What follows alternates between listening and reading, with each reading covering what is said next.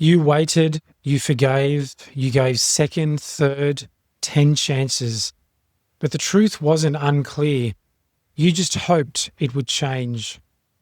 Hope, very much like potential, can be holy, but hope can also keep you blind to the potential that other people choose not to actualize within themselves.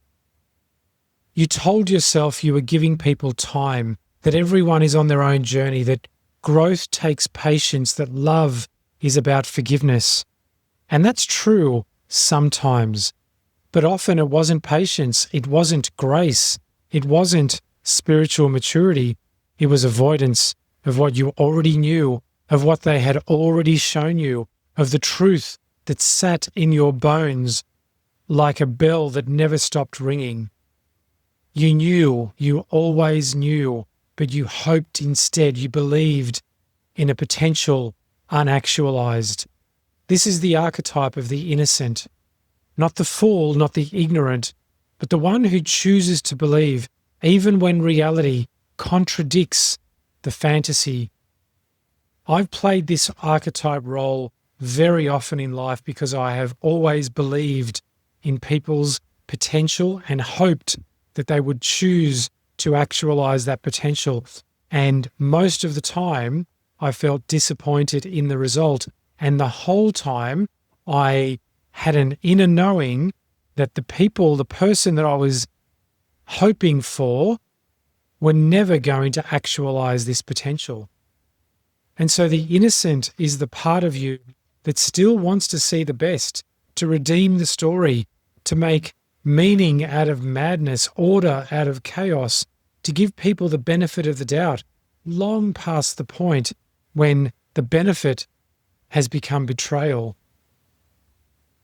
And you didn't want to be cynical. You didn't want to become like the ones who hurt you. You didn't want to lose your softness. So you mistook clarity you mistook boundaries for being closed-hearted. You mistook discernment for judgment. And so you stayed in jobs that were slowly killing you, in friendships that were not aligned, in relationships that cost you your self-respect. You didn't stay because you didn't know better. You stayed because hope kept you from naming what you already knew. You hoped they would change, hoped they would realize, hoped the timing was just wrong, hoped the next time would be different. But hope, when it's not anchored in reality, becomes self-betrayal, because the innocent doesn't want to grow up and see reality, not really, because to grow up is to admit that some things won't change despite our desires. Some people don't listen despite how often we talk. Some patterns aren't sacred tests. They're just themselves. And facing that means letting a fantasy die. That's what this is really about, the death of a fantasy. The one where they come around, the one where they finally see your worth, the one where they finally own up to responsibility, the one where your forgiveness softens their resistance. But not all stories end that way. Some end with you walking away while they're still convinced they did nothing wrong.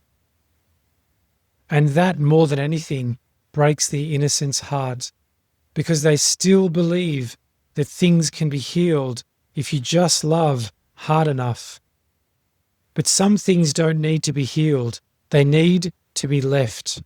And leaving isn't cruelty, despite what you're told.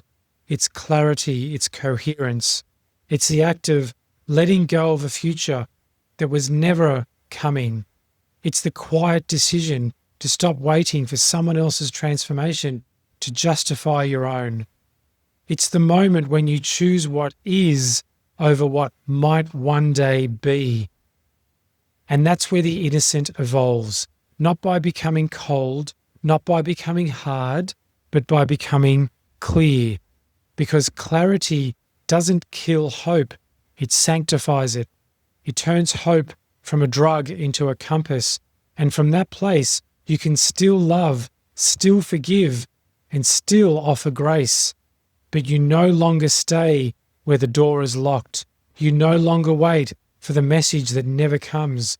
You no longer confuse your hope with their willingness.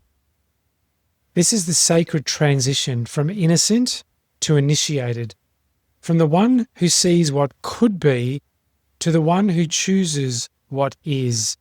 And once that shift happens, everything softens because you're no longer carrying